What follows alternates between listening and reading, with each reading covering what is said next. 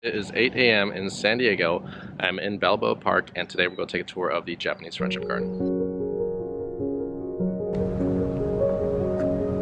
And it is closed this early, but luckily we have someone that's going to let us in the back entrance, and we're going to take a tour.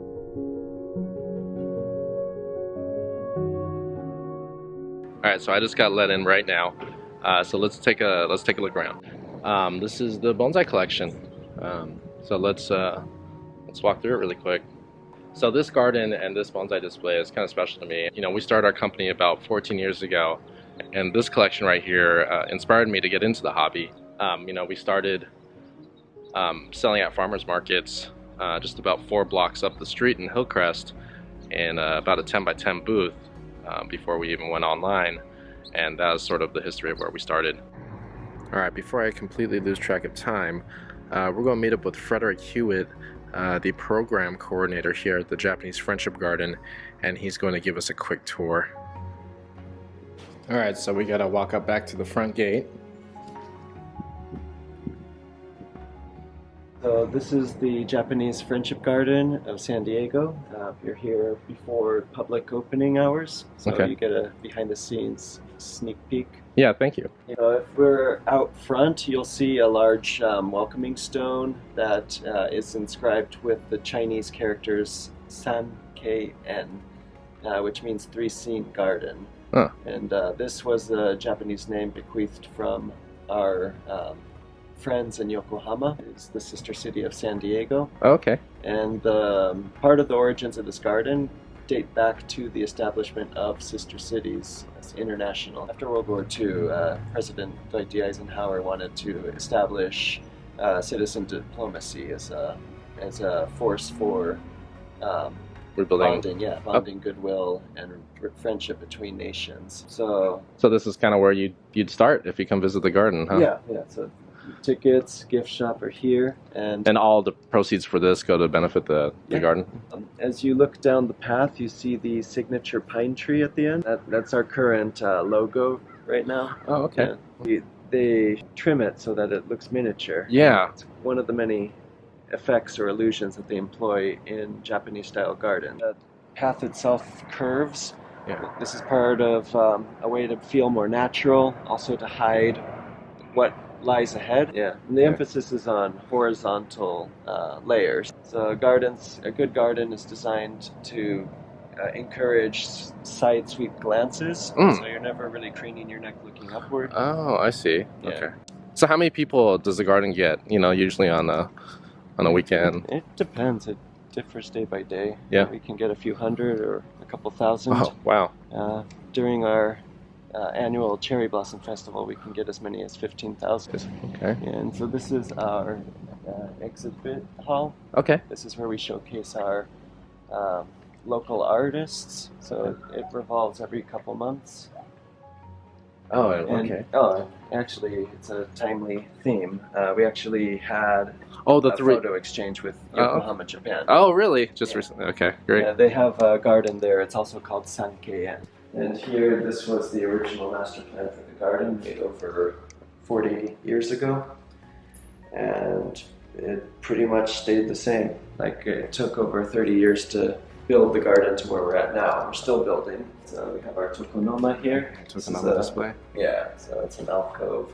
It's artwork, whether it's ikebana or floral arrangement, or the kakejiki, the scroll with calligraphy. It's a place to showcase your art to the guest. Okay. A continuation of the hall with shoji screens and unrestricted view outside of our kare-sansui, or dry landscape garden. Wow. Remember, I'm not talking, or you don't have a lot of people here. Yeah. It's very, very very peaceful. Calm. Yeah. It is beautiful. Yeah, so the trees here, they're all, the branches are trained to grow horizontally. Okay.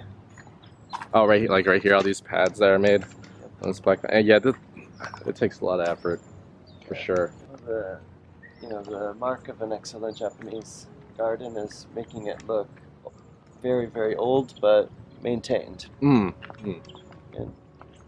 And it evokes a kind of melancholy called wabi-sabi. It's That's the prevailing aesthetic in a garden. So kind of the little bit of rust that or patina that develops in the metal materials, the moss on the stones, just the loneliness that you feel in the way things are arranged, and it kind of shows the passage of time and that our lives are finite and imperfect. It's a gift. This one is a gift from the Yokohama Boy Scouts in 1997. It's the light of friendship, Yujin no Hikari. And yeah, you can see the plaque here. It's well weathered, but yeah, but there's a time capsule inside that has the names. Yeah, the names of people who donated. Oh, right inside, right there. Yeah. Wow, that is neat. Frogs. Yeah. So you have common themes or motifs of nature that you see on the lanterns, carvings of the sun and the moon. Small animals. This one is cast in the same way that they did the bronze statue of Daibutsu, the large Buddha statue in Kamakura, Japan. Okay. The same style, the same Yeah, same method. Yeah, so this is the Charles Dale Memorial Gate. This was dedicated in the name of late Mayor Charles Dale, who passed away in 1968. But he's credited with establishing the sister city ties between San Diego and Yokohama in 1957. And that sister city relationship resulted in a lot of exchanges of gifts, students, and other shows of goodwill. The first gift from Yokohama was the snow lantern, which is located at the San Diego Zoo right now, followed shortly by the friendship bell that is currently at Shelter Island. Okay. And we've reciprocated with our own statue, the Guardian of Water, done by our sculptor Donald Horde. One of the ideas of the Sister City Committee here was to build a Japanese garden in San Diego to show goodwill and friendship. And before, the sister cities were all directly funded by the city government. And it was part of the overall International Sister City program established by Eisenhower. In later years, they actually stopped funding these groups, so they had to become independent nonprofits. Yeah, so the whole project of building a garden, it was fraught with a lot of legal and funding challenges. So, namely, they had to find where to get land and then also get community support and funding. So it took over 2 or 3 decades to actually break ground and build the first phase of this garden in 1990. So this gate was standing at the front of the current entrance, but there was nothing surrounding it. So it was just a standalone gate. I see. For more than 2 decades. Oh, okay. But now we've moved it back here, which later symbolized that we would complete the full master plan that was set in 1974, 75. Oh, wow. And yeah, in 2013 we opened up to the public. And if you go down below, you'll see the Inamori Pavilion, which was generously donated by the Kyocera Corporation by Dr. Kazuo Inamori, who's the chairman of Kyocera. Yeah, but this whole garden is a legacy of the Japanese American community. Fred, I have one last question. Yeah. How can people in the community support this garden going forward? Definitely consider becoming a member here at the garden. Okay. We have a website, niwa.org, niwa.org. And we actually need lots of volunteers because this is over 11 acres of garden. Oh, and for sure. Yeah, we need people.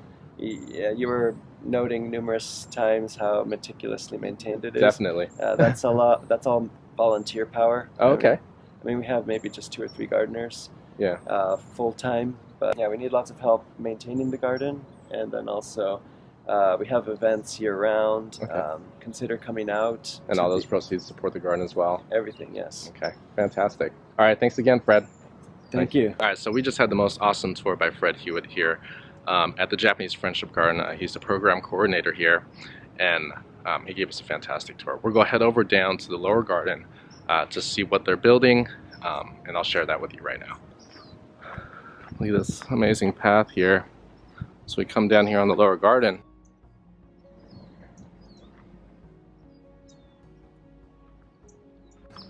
Every part of this garden is amazing. Every corner. Look at all the pathways. If you can make it out here, it's absolutely gorgeous. You can spend a lot of time here. Look at this stream. Take a break right there. You've got the bridge. I'm going to take that path on the way back up. Incredible.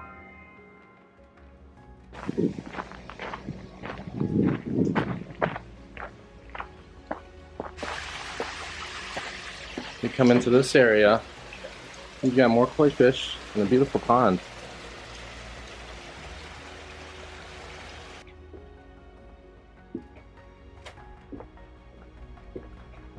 Looks like we've reached the end of the garden over here.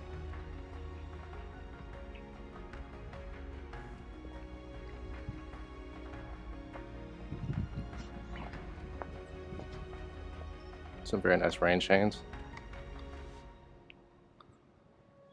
Lots of rain chains everywhere. Gorgeous.